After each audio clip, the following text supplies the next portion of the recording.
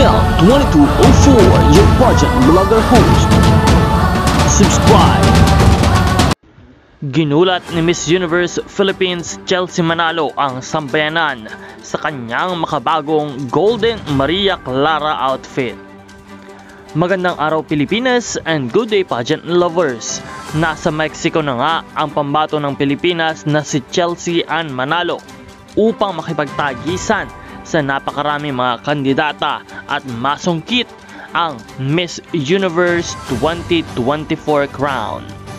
Kung sakasakaling ang masungkit ni Chelsea Manalo ang corona ng Miss Universe, ito ang ikalimang corona ng Miss Universe para sa panalo ng Pilipinas. Inaasahan ng nakararami ang ganda at galing talino ni Chelsea Manalo ay kanyang ilalaban at ibibigay sa kompetisyong ito. Marami nga ang mga naglalakasang mga kandidata at siguradong magiging hindi madali ang labanan.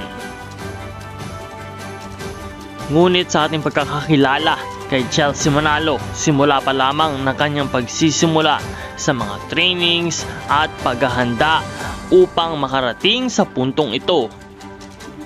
Malakas ang ating pambato at sinisigurado natin na hindi niya tayo ipapahiya at bibigyan tayo ng isang magandang laban.